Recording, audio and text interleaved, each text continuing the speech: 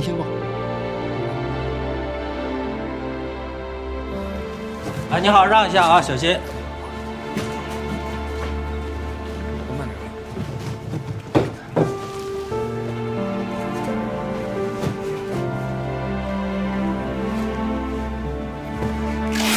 慢一点啊。哎，你好，让一下啊，小心。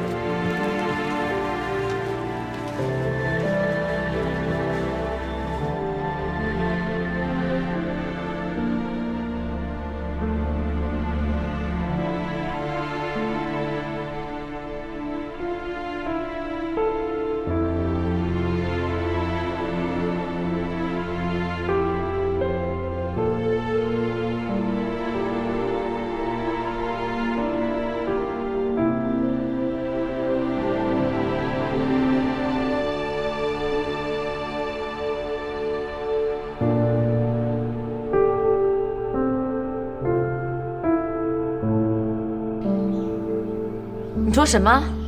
人事把我们所有人的级别都降一级，这谁干的？这还用问吗？那方丽啊，他跟林总死对头，他想搞林总之前，肯定是先搞我们呢。是啊，他们太过分了。职场嘛，站队这种事情，那不就是把脑袋悬在刀刃上？哼，你们说我们现在去投靠方老板还来得及吗？说什么呢？ 还有一件更可怕的事情，你们不知道。我刚才听说，是袁总帮着方丽当上季格的 CEO 的。我是真的想不通，我不明白他为什么要这样做。他不是跟林总都要结婚了吗？是不是？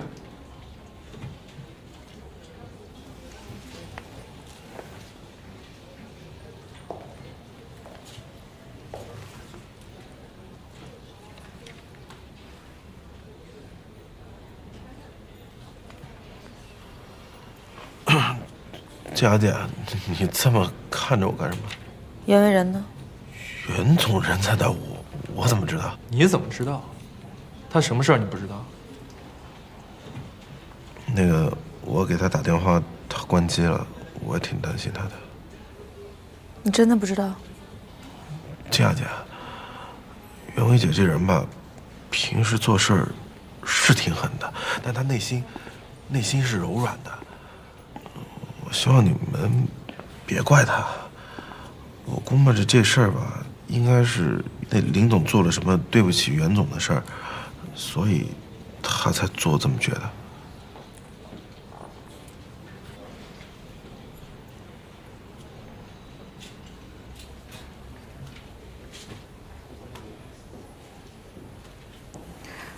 林总，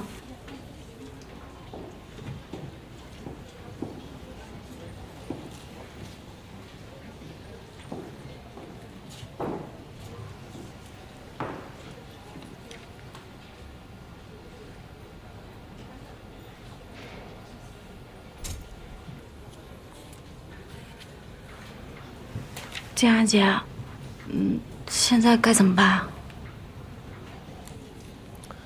还能怎么办呢？你看林总，他都一筹莫展的，听天由命吧。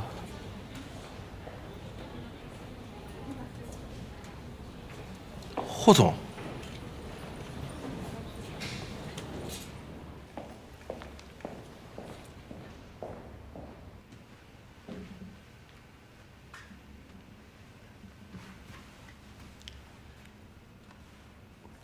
抱歉，那天我不该冲动对你动手，我向你道歉。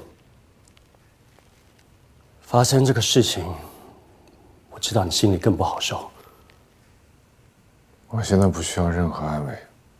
我明白，我们现在没有时间互相安慰。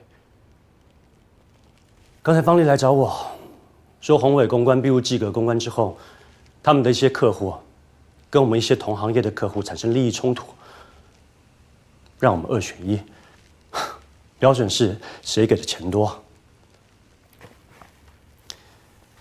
这个是产生利益冲突的客户名单。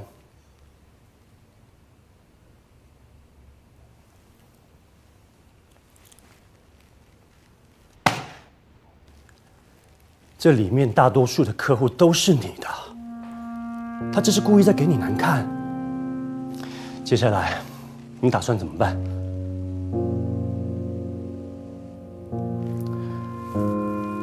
公司虽然现在落到方丽的手里，但我们应该想办法看怎么把它夺回来。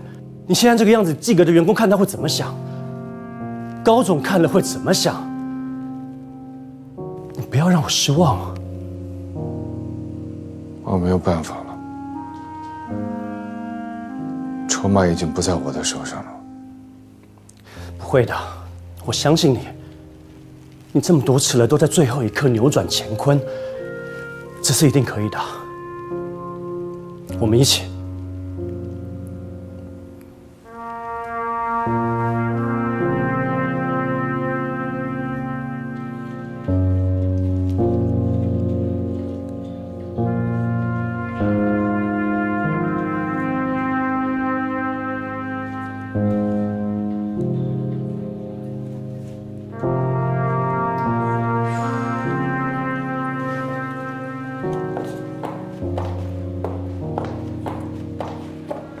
空间太浪费了，需要重新调整一下，好吧？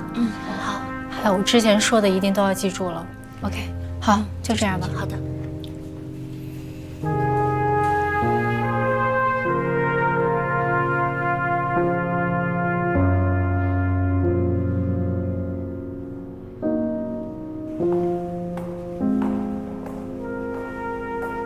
没想到我们在一家公司了。我是和方老师一块过来的。他果然还是帮了你，这下你满意了？吴芳，这样的成功，你心里真的踏实吗？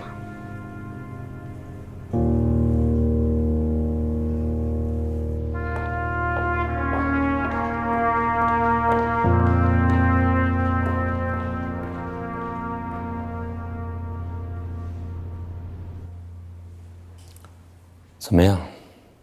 对新办公室还满意吗？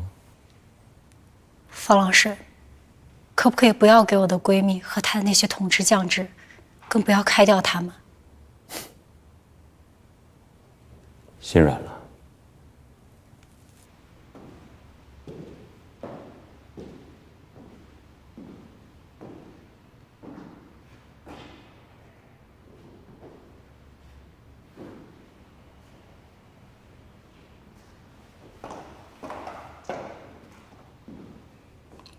我只是觉得没必要再伤害别人，尤其是我们现在已经成功了。你这句话说的，可不像是想成为我的吴芳了。我只是不想和我最好的朋友对立起来。你还太年轻，一下子有可能转变不过来。人要变得强大，就不能让别人抓住你的弱点，尤其是情感上的弱点。我不想失去我最珍惜的人。现在是工作时间，我们只谈工作。你先回去吧。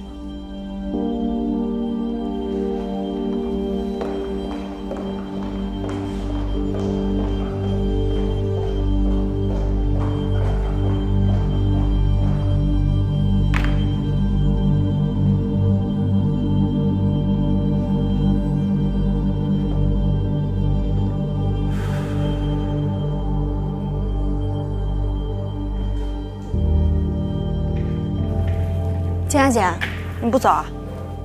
你们先走吧。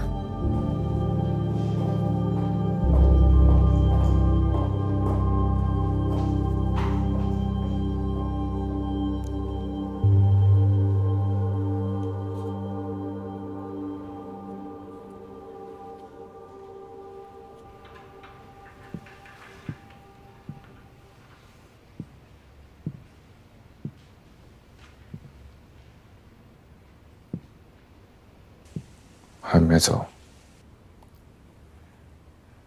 今天和我们提出解约的客户有5个。方丽这招真狠，让我们内外交困。你现在这个状态，不是因为方丽吧？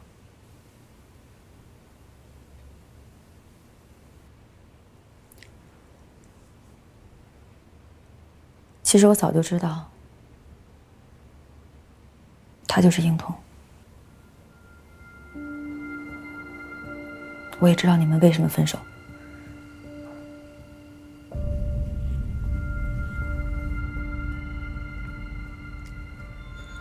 是当初英童在推动彭江空难调查重启的时候，我发现了这个秘密。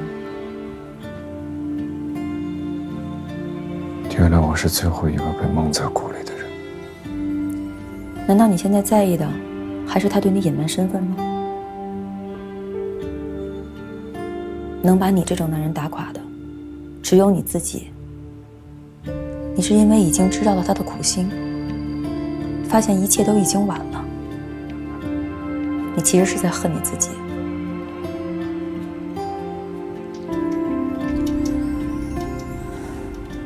人们总是这样，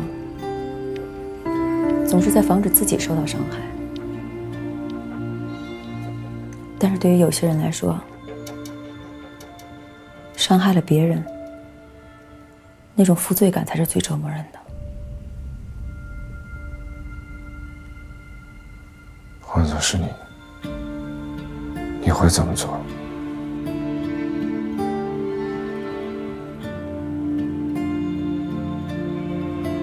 我不会劝你把他追回来。最爱的人，未必是命中注定那个陪伴我们一生的人。但是我们爱过的每一个人，都让我们的自身变得更加完整，也都给予我们面对生活的勇气。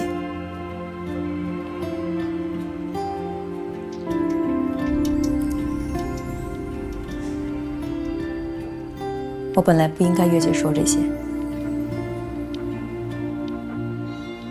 但是曾经在我最迷茫的时候，你帮助过我。我不想看到那个给我勇气和力量的人，也因为感情消沉下去。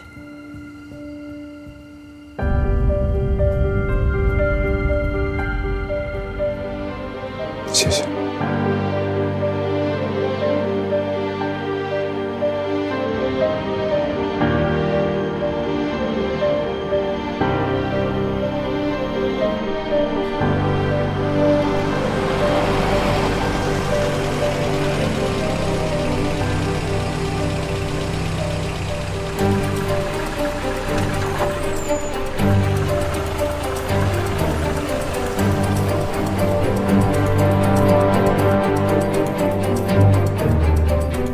听说今天方丽开大会，可能会宣布新的人事任命。我猜到了，我是他最后一个目标。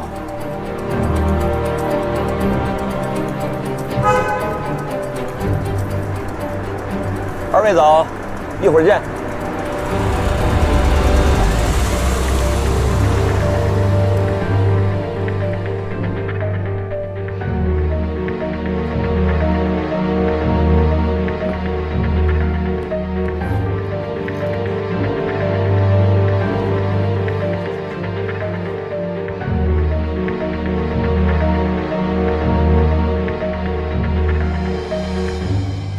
这是我上任以来给大家开的第一个会。客套的话就不用多说了，因为在座的很多人都是当年我在季格工作时候的同事，当然也有我的同学。我这几天一直在研究季格的现状，尤其是季格的组织构架，我发现了很多问题。与我当时离开季格的时候相比，最大的不同就是多了一个危机公关部门。我看了这个部门的工作报告，也向其他人了解了这个部门的工作情况。说实话，我很不满意。钟硕，虽然你是我的同学，但是我还是要批评你。你们部门除了解决了几件漂亮的危机公关以外，业绩实在是太差了，没有一个季度是达标的。危机公关部门本来就是处理客户突发事件的，也不是以业绩为前提的。而且，林总处理的那几件危机公关事件，在社会上和业内口碑都是有目共睹的。你说的这些我了解，但是我们季格公关不是慈善机构，要想生存，就要盈利。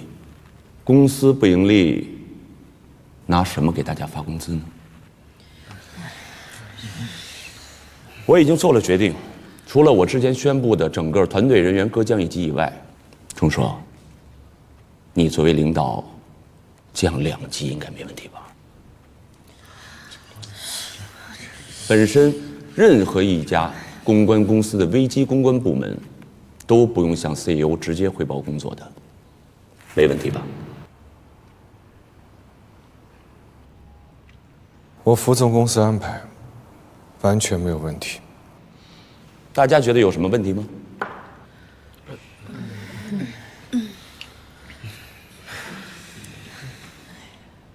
霍总有问题吗？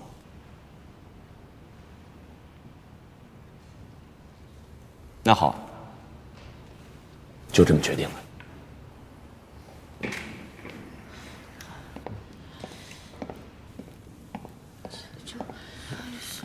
钟硕，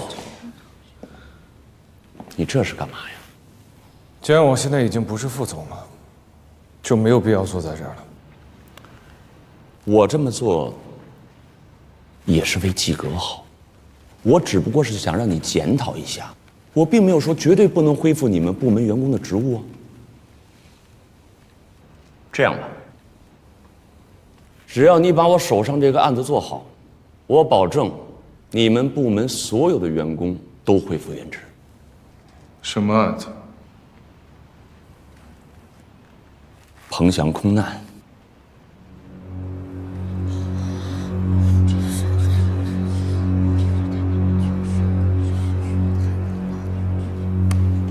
彭翔空难的黑匣子已经找到了。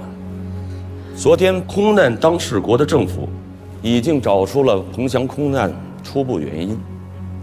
这是彭翔航空昨天连夜发给我的资料，你看一下。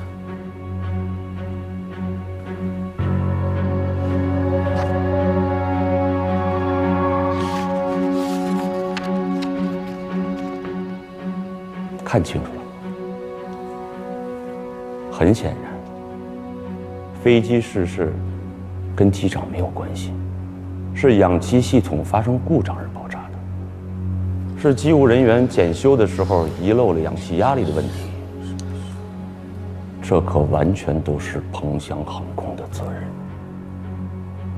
这不是林总当记者的时候报道的那个空难吗？这不是报道错了吗？没错，就是这个。空难的真实原因很快要曝光到各大媒体。彭翔航空已经启动了赔偿预案，他们希望我们配合他们主导中国地区的公关。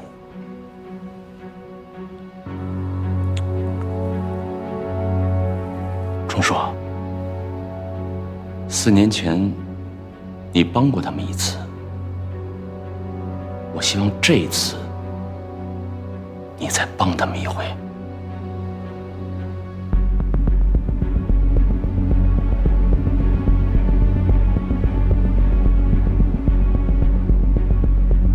近日，彭翔航空事故调查中心宣布，2016年彭翔空难 TT2488航班黑匣子已经被找到。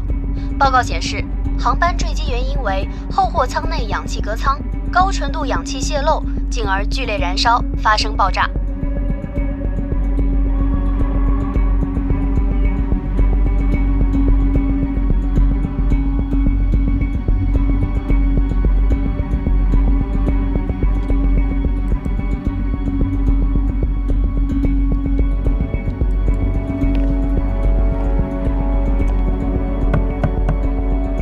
请进。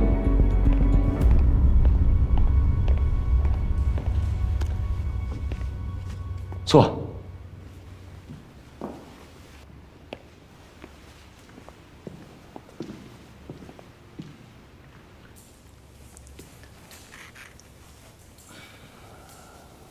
霍总找我什么事儿？方总，我不希望派林钟硕负责彭翔空难赔偿的事。彭翔航空可是他拉来的客户，你有可能不知道，4年前的那个报道，他帮了彭向红多少忙，那边很信任他，做这件事儿非他莫属。是啊，我正要说这件事。如果让林中硕来负责这件事，万一在哪个方面没做好，让外界又知道了，这传出去就是我们季阁用人不善了。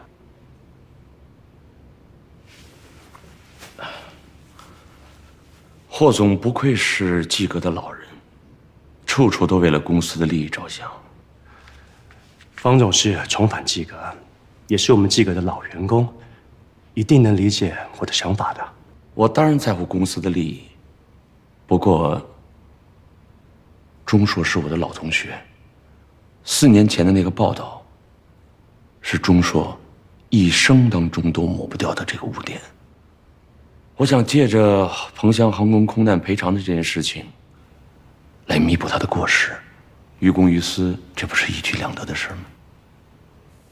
所以，方总这么做是在帮林钟硕？不然呢？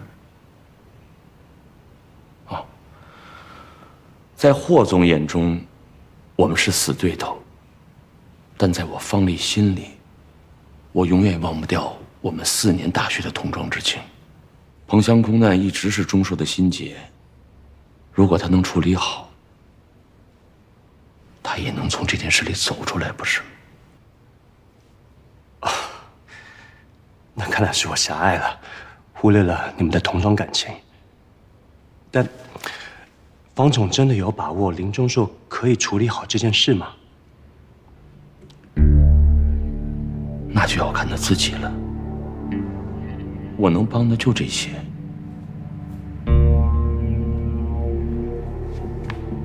那既然这样，我也不好再说什么。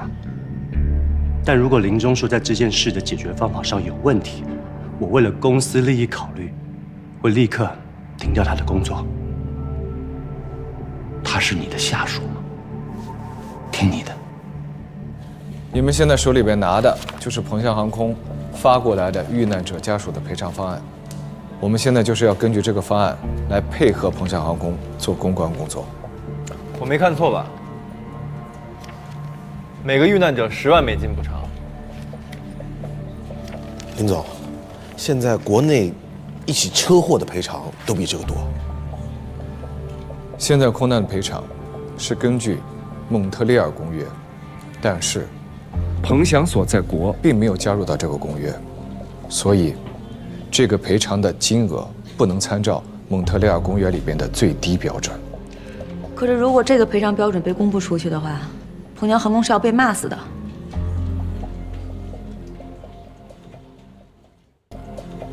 是啊，彭翔航空的意思就是，我们先拿着这个标准，去说服一些遇难者的家属，这样等到他们公布的时候，家属的情绪就不会过于激动。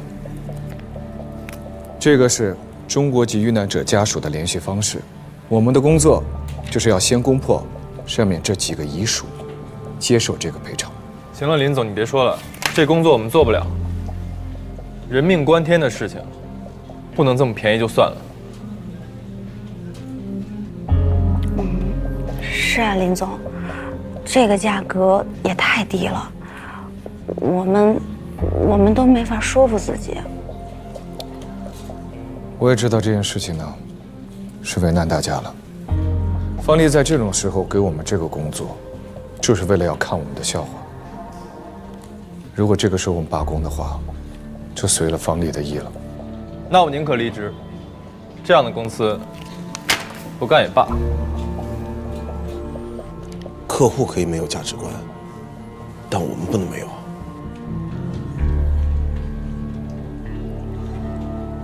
如果我和你们一样，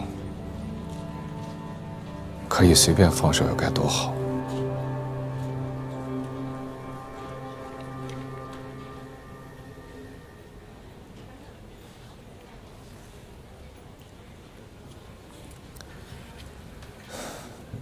好了，不为难大家了。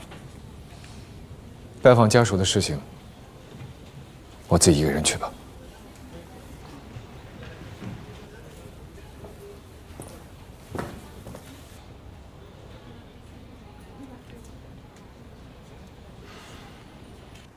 现在彭翔空难的真实原因已经被揭露了。香依姐，我觉得我们之前既然做过这个报道，我们现在还需要再跟进一下。可惜文文姐不在，这种报道她跟进最合适了。香依姐，你跟文文姐还有联系吗？能不能借彭翔空难这个赔偿的事情，请她回来？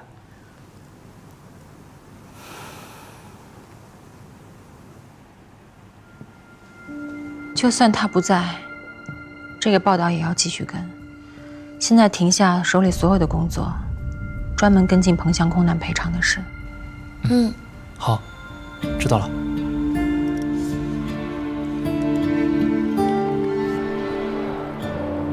林总，你还真是给我惊喜。只要我在及格，我就是你助理，这本来就是我的工作。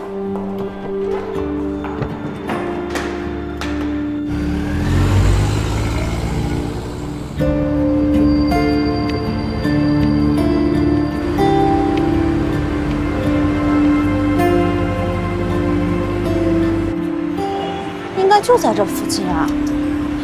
那个叫杨晓的家属开了一家服装店。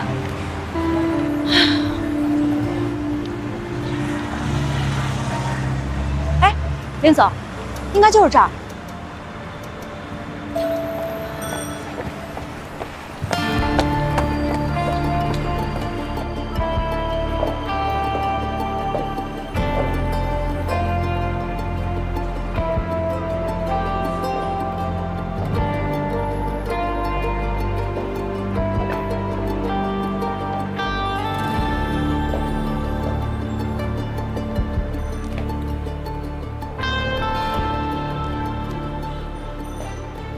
请问有人吗？有人，有人。请问想看点什么？请问您是杨晓吗？对。你们是？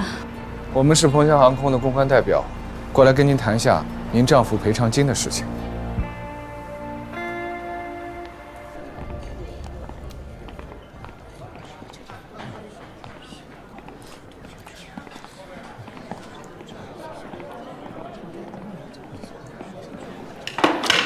走，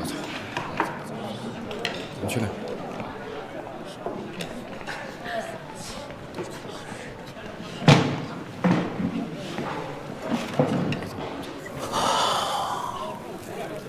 你说这不愧是干公关的，就是笑话，一个比一个会见风使舵。我们还没离开公司呢，至于这么对我吗？越是这样的时候，越要低调。等林总哪天翻了身，有你们好看。可拉倒吧！我担心的就是这个，我真的好怕他这回真的凉了。如果林总真的按彭翔给的那个赔偿金数额去跟遇难者家属谈的话，事情闹大了，他就真的没有办法再在公关圈混了。副总，怎么在聊彭翔空难的事呢？林总自己想往火坑里跳，我们拦都拦不住。怎么了？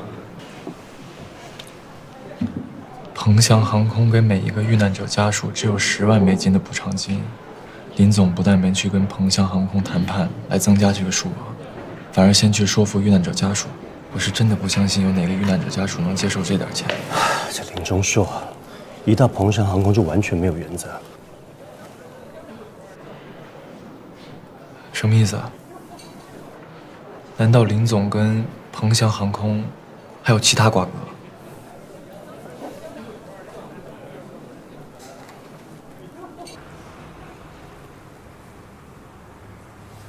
你们为什么先来找我？因为您是遇难者家属委员会的会长，如果您答应了，我们说服其他人会更容易些。你结婚了吗？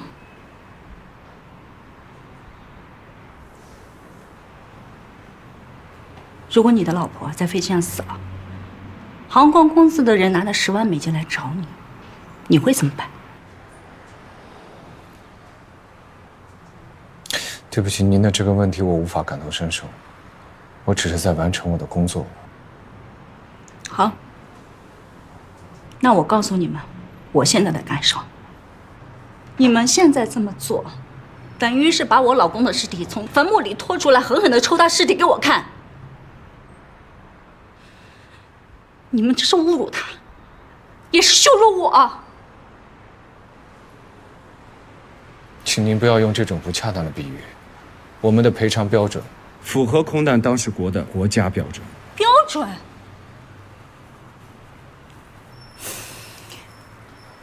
你们知道多少家庭一夜之间被毁了？多少父母没有等到空难的原因就已经含恨去世了？我以前也是公司高管，可是我老公去世以后，我没有任何心思工作，我在家整整待了2年，2年，我才在朋友的帮助下开了这家店。我告诉你，能够挺到现在的家属，都是九死一生。我问你，这些年我们这些家属的精神折磨怎么算？用什么标准算？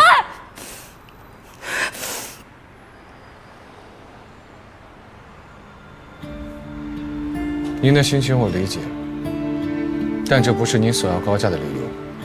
我们赔付的只是遇难者的钱。出去。杨女士。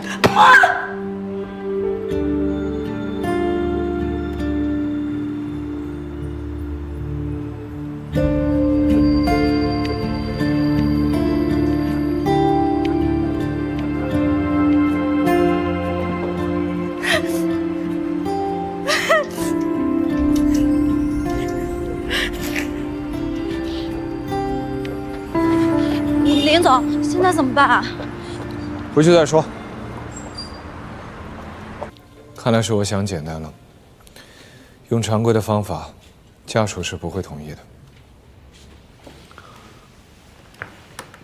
那林总是有不常规的方法，对吗？杨晓开的是女性服装店，但是他的店里有男性经常过来的痕迹。他的桌子上放了一个烟灰缸，烟灰缸里是同一种过滤嘴的粗烟，是男士烟。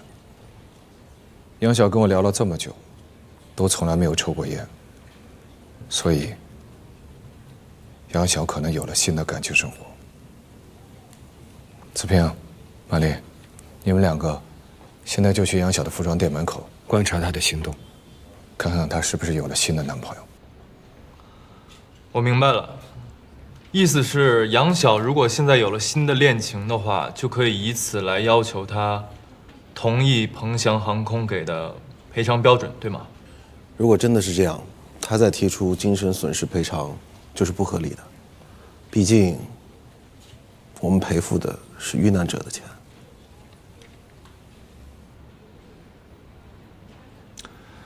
林总，你这个方式用的挺熟练的哈。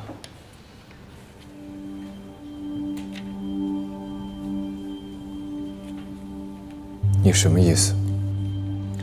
当年你报道鹏翔空难机长有精神病自杀的时候，不是也是用的这个手段吗？只要能让鹏翔航空摆脱责任，多么卑劣的手段你都用得出来，对吗？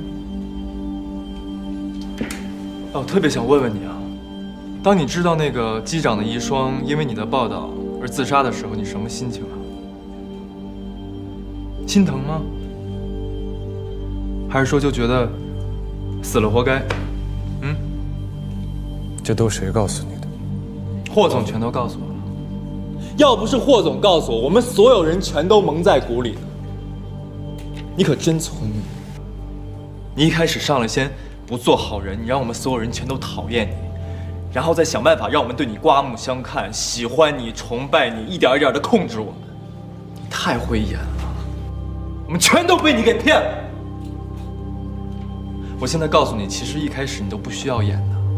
因为从头到尾，你都是一个彻头彻尾的大烂人。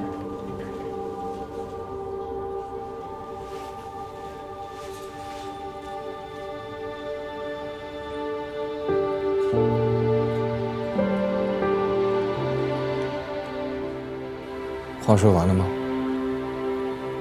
说完你现在可以出去了。你被辞退了。那我谢谢你了，不用你辞退我，我早就要走。跟你这种人在一起工作的每一秒，都让我恶心。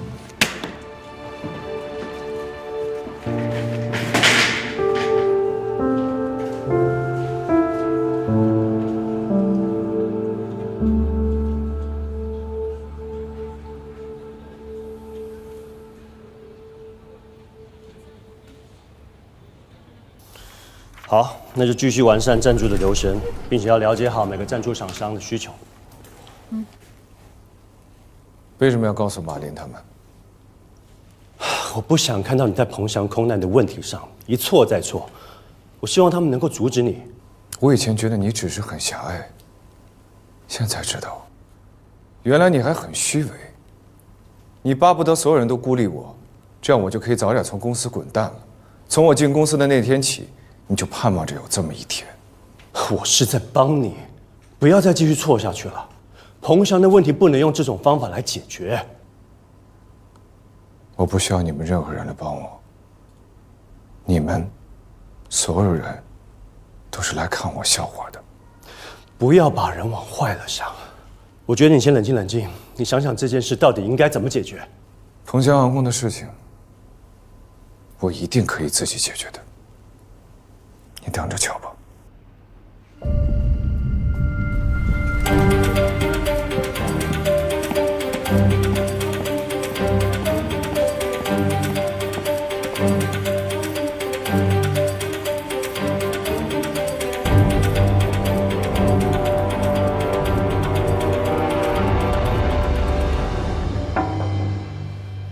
请进。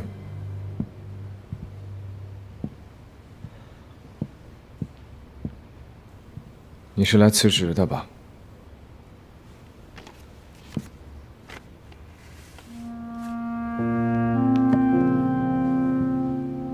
我刚从服装店那边过来，这里面存的是我拍到的杨晓和一个男人在一起的相片。林总，您帮过我和马林。临走之前，我们也帮您一次。马林那份儿，我替他还了。您多保重。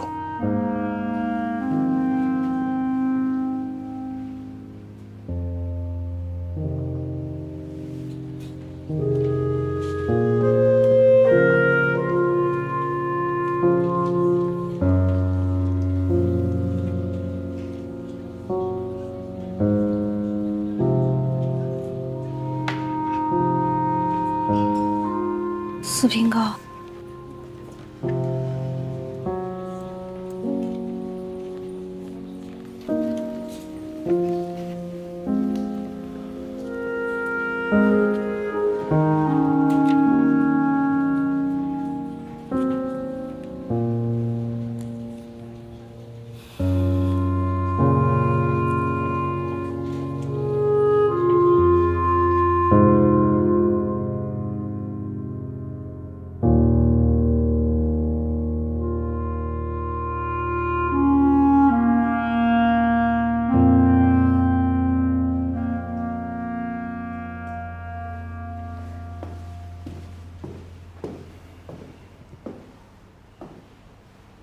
怎么，有事啊？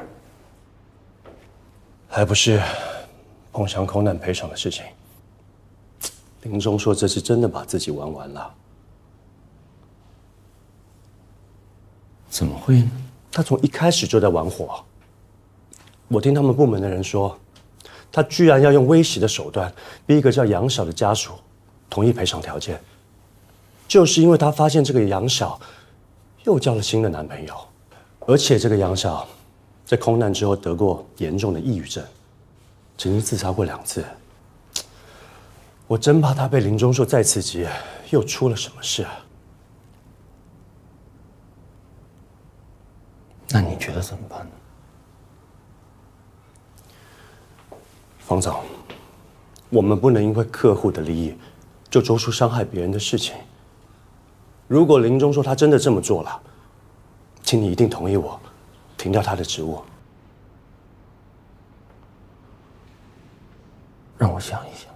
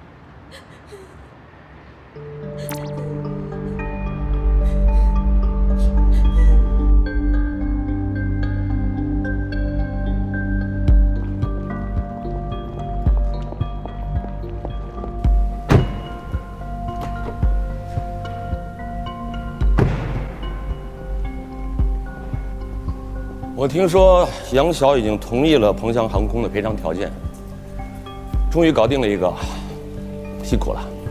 没什么。鹏翔航空明天会派人来开个沟通会议，看看还有什么新的收获。您放心，只要家属不闹，不会有什么舆论。看情况吧。